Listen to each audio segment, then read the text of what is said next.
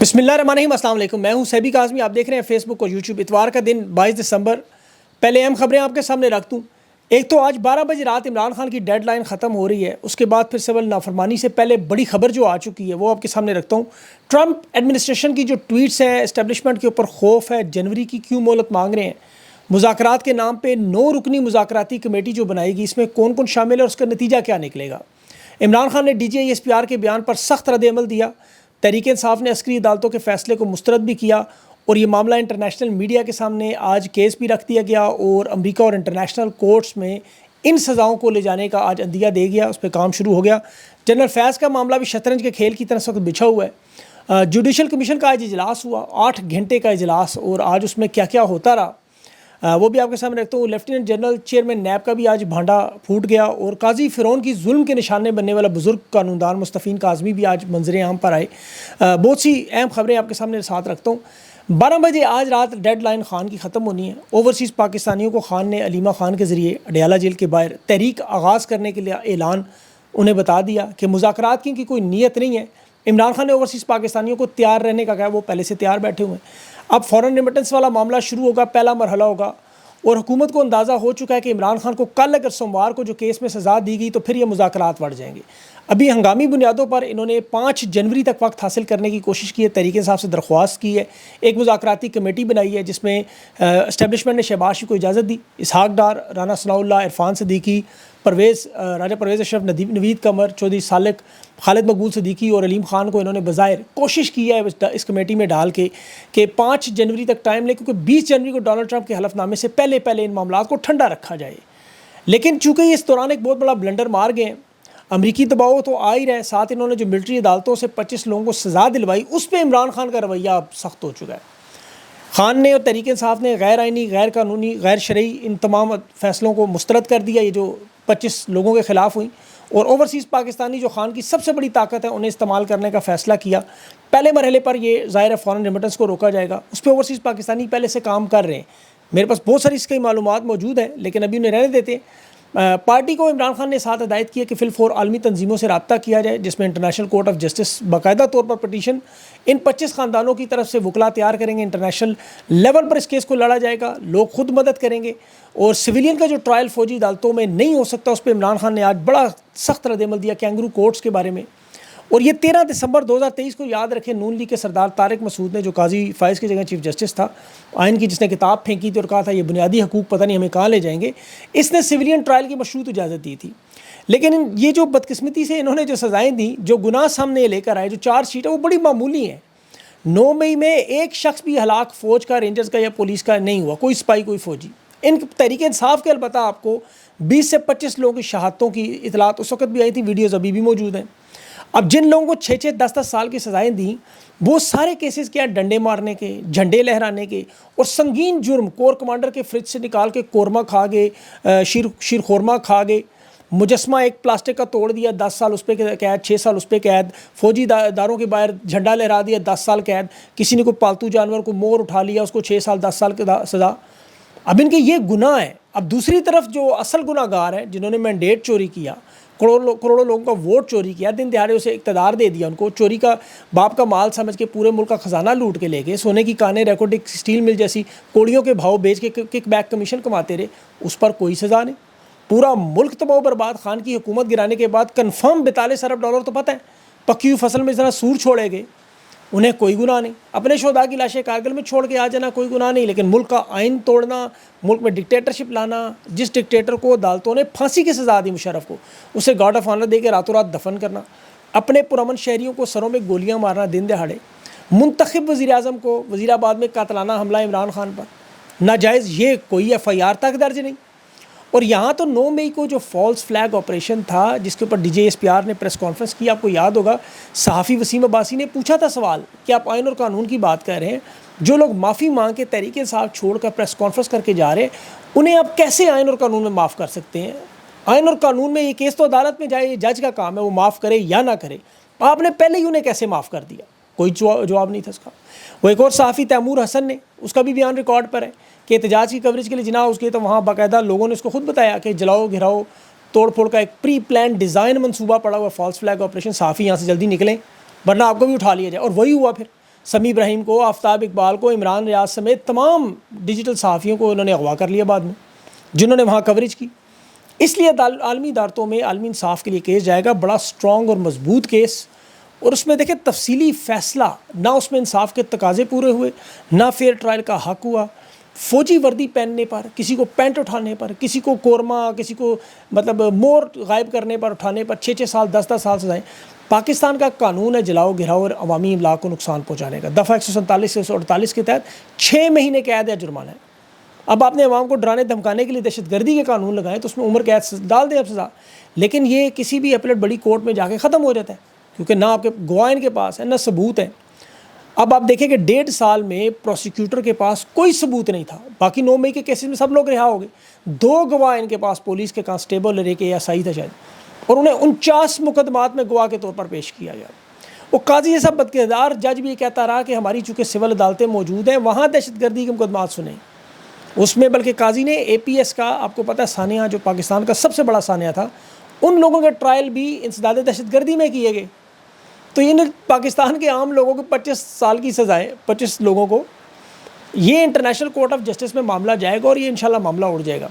اور اس میں یہ اب حکومت اپنی طرف سے زور ڈالنے کے لیے جنرل فیض کو بھی ملٹری عدالت سے شاید موت کی سزا، عمر قید سزا دے دے کہ جی دیکھیں ہم نے اپنا ایک جرنیل بھی قربان کر دیا، یہ کام پکڑ، لیکن وہ چونکہ آرمی کا ہے اور یہ ملٹری عدالتیں ہیں، وہ یہ مرضی جو ان کا دل میں آئے کرے، سویلین کے ساتھ یہ نہیں کر سکتے۔ حکومتی اعلیٰ عہدیدار خود مجھے بتا رہے ہیں کہ یہ سزائیں جو ہیں وہ دلوائی گئی ہیں عالمی پریشر کو کم کرنے کے لیے، اور یہ بھی کہہ رہے ہیں کہ ہم عمران خان کو 9 مئی کے معاملے میں سزا نہیں دیں گے، لیکن باقی لوگوں کو نہیں چھوڑیں گے تاکہ معاملہ ہماری فیس سیونگ ہو۔ اور جنرل فیض کا بھی اس نے ذکر کیا، لیکن میں ان باتوں کو اب تسلیم نہیں کرتا، اس کی وجہ بڑی اہم ہے۔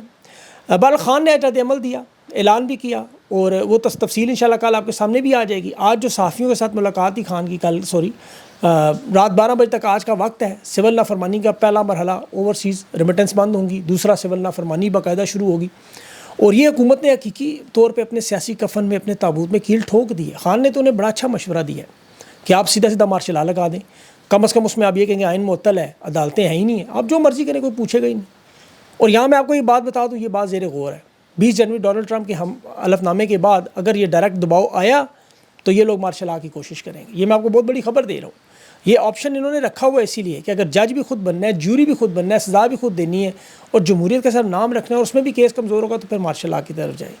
خان نے القادر ٹرسٹ کے بارے میں نے کہہ دیا اپنے کہ کل کا فیصلہ انہوں نے لکھا ہوا ہے، تینوں جج جو عدالت میں آ کے میری خدمت میں حاضر ہو کے بوگس بے گناہ کیسز پہ سزا دیتے رہے، خان نے کہا اس میں مجھے تو کوئی فرق نہیں پڑا، البتہ آئین اور قانون کا جو اشر ہے وہ دنیا دیکھ رہی ہے ساری۔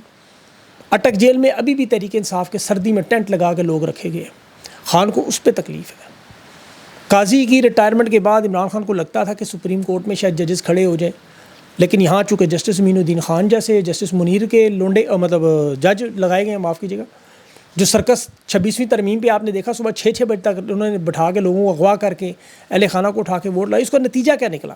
نتیجہ انہوں نے جوڈیشل کمیشن ایک بنایا 13 رکنی، اور اس میں 6-7 سے اپنے حق میں فیصلہ کر لیا، 7واں ووٹ واحد ووٹ میں جسٹس امین الدین خان نے خود کو دوسری مرتبہ ڈال دیا۔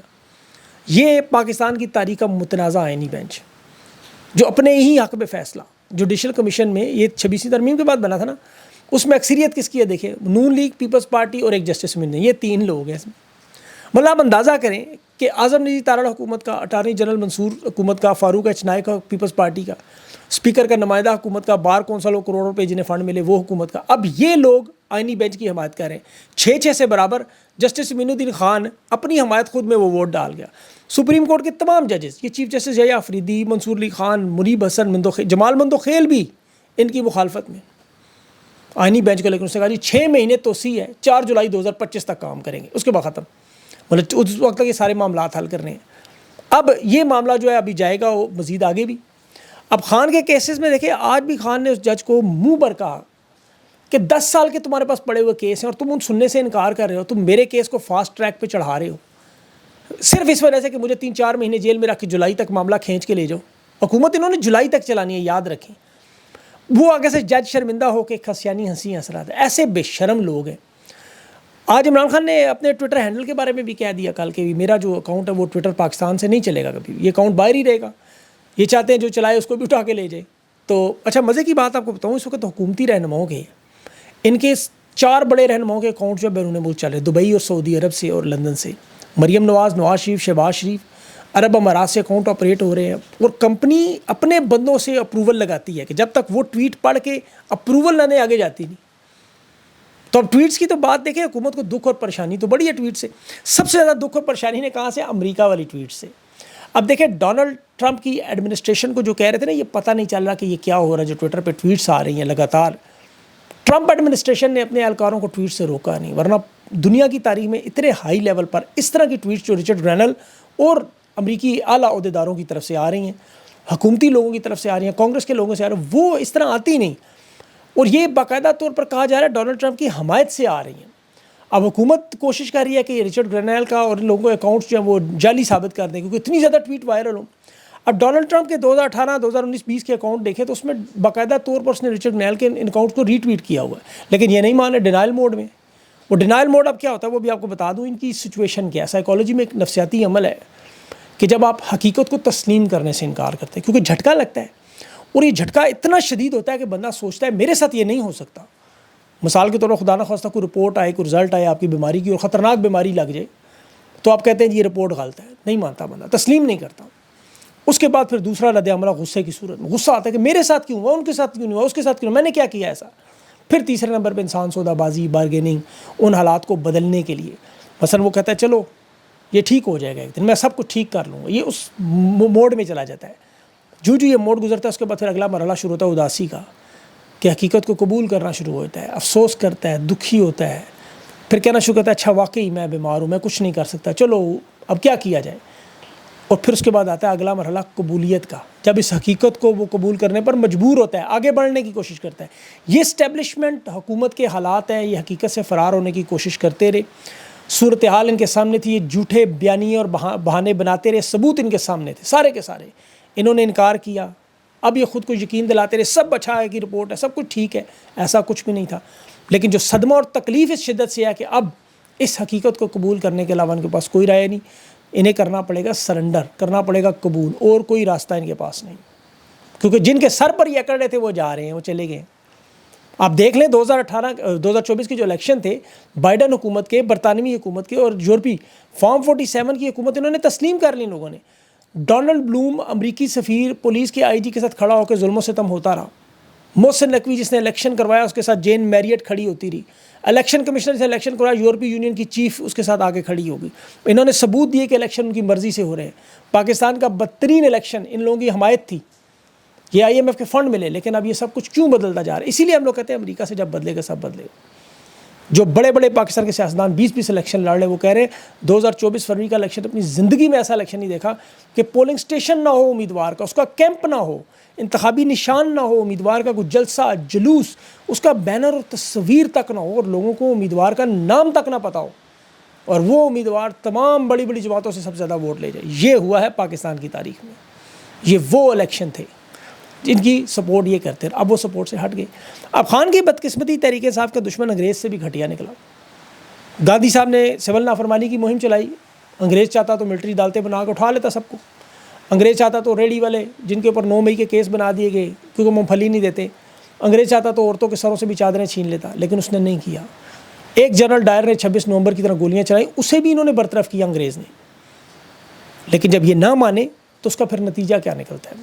دیکھیں جس ملک میں جمہوریت ہو وہاں کے حکمران کا طرز مخاطب اور بات کیا. مودی کویت میں کل کیا کہہ رہا تھا؟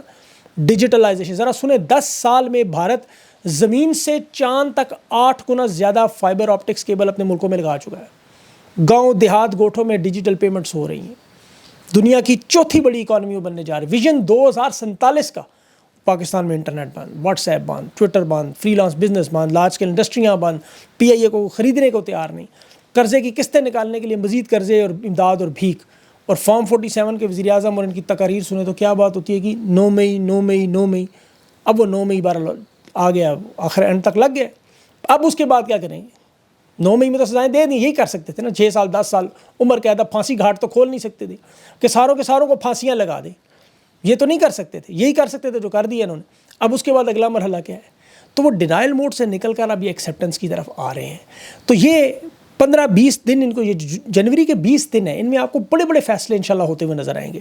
اندرون خانہ ان کی بالکل یقین کریں ٹانگیں کانپ چکی. اس میں آپ کو بتاؤں وہ شام میں بشار الاسد کی جو ٹیم تھی ان کی باتیں آپ سنیں ذرا، ان کی یہ اقتدار ختم ہونے والی رات تک کی باتیں سنیں، آپ کہیں گے یار یہ تو اتنے طاقتور.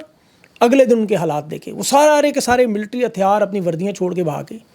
اب جنرل یحییٰ خان اور AK نیازی کی باتیں سنیں 1971 کے ٹائم کی، 15 دسمبر کی رات تک. وہ آپ کہیں گے اگلے دن کیا ہوا، وہ آپ کے سامنے ہے. شیخ حسینہ کی ناشتے سے پہلے کی باتیں سن لیں آپ بنگلہ دیش میں، آپ کہیں گے یار اتنی طاقتور عورت. 45 منٹ صرف لگے ٹوٹل. تو پھر یہی ہے، اب ان کے پاس وقت کم ہے، اللہ انہیں ہدایت دے اور عقل دے. میں تو کہتا ہوں کیونکہ جو آگے حالات ہیں وہ پھر ان کے کنٹرول میں نہیں رہے. شیخ حسینہ کے پاس تو بھارت موجود تھا، وہ شام والے کے پاس تو ماسکو موجود تھا، بشار الاسد کے پاس، اشرف غنی کے پاس تو دبئی. یہ کہاں جائیں گے، یہ کہاں جائیں گے آپ سوچیں. مجھے تو ان کے جو عبرتناک انجام سے خوف آتا ہے. تو اللہ تعالیٰ رحم کرے اور ان لوگوں کو، سب لوگوں کو عقل دے اور یہ معاملات کو بہتر کر کے مینڈیٹ جس کے حوالے کریں، نئے انتخابات کرائیں اور جان چھڑائیں اپنی. اس کے آگے کوئی حل نہیں ہے. اب یہ جتنا مرضی ٹائم حاصل کرتے نہیں، اب یہ گزرتا ہوا ہر دن ان کے لیے مزید عذاب لیتا جا رہا ہے. تو طاقت سے تو حل نہیں ہوگا، جو مرضی کر لیں. اپنا خیال رکھیں. انشاءاللہ اگلے ویلاگ تک کے لیے مجھے اجازت دیں. اللہ حافظ.